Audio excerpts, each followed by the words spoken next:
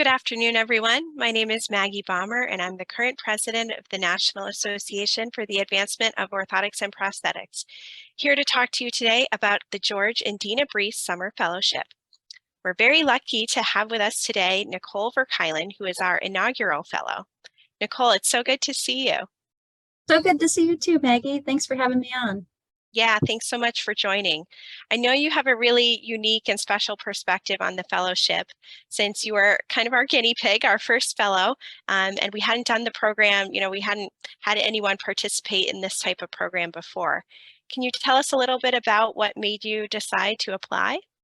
Yeah, absolutely. Well, the stars definitely aligned, and it was perfect timing to find out about this inaugural fellowship, being started. I had just gotten done with the 1,500-mile triathlon down the West Coast from Seattle to San Diego, raising awareness for amputees and better access to prosthetic care, and wanted to take things to the next level and try and figure out a way to make policy change that would expand coverage policies, and for someone like myself who lost their leg to bone cancer at age 10, make it possible to access prosthetic care for physical activity. And so when I heard about the fellowship, immediately knew that I needed to apply and was just so honored that I was selected.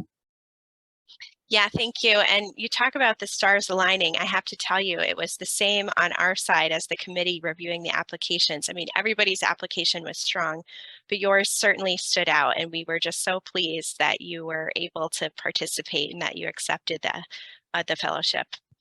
Can you tell us a little bit about what the biggest lesson or the biggest impact of the fellowship was, your takeaways from it?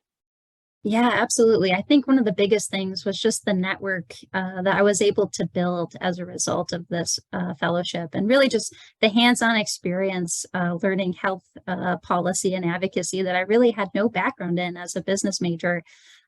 Being able to travel around the country, meeting other O&P executives, but also being able to shadow Peter Thomas in DC, meeting other individuals with disabilities and other members of Congress, just getting a better understanding of where things are at from a policy perspective, and what opportunities there are for the future. Excellent. Yes. And that was one of the main goals of the fellowship, is to increase the networking, the network of the fellow, and have them, participating in advocacy long after the fellowship was over. So can you tell us a little bit about what it is that you're doing today? How are you applying what you've learned in the fellowship to your current career? Yeah, absolutely. Well, I think it is a direct result of that network being built and the collaborative nature of the fellowship that has led me to where I'm at today. I'm now manager of public engagement at the American Orthotic and Prosthetic Association. And we're working on a state-based policy initiative with NAAOP, along with the Amputee Coalition and the American Academy of Orthotists and Prosthetists. It's called So Kids Can Move. And it's a state-based policy initiative working to have and require insurance companies to cover orthotic and prosthetic care for physical activity for children.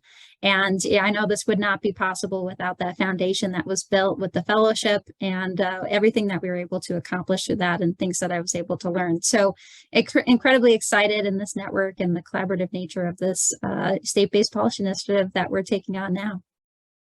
We're so proud of you, Nicole, for initiating that, and so proud to be able to collaborate with you on that particular campaign, as well as other projects. So kudos to you. It's great to see. Is there Absolutely. anything else that you'd want to say to the listeners today? Yeah, I would love to encourage anyone listening today to make a donation to the fellowship. Head on over to naop.org, make a donation. And I just want to say from the bottom of my heart that I'm so grateful to all of the individuals who came together to start this fellowship and gave me the opportunity to be able to go to DC for 10 weeks.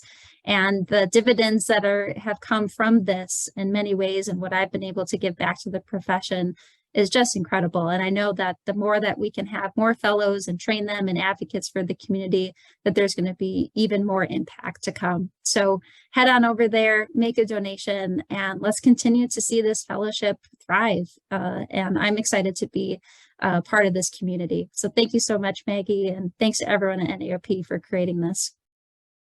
You're welcome, Nicole. Thank you. And thank you to all of our listeners. As Nicole said, you can visit our website at naaop.org. Thanks, everyone.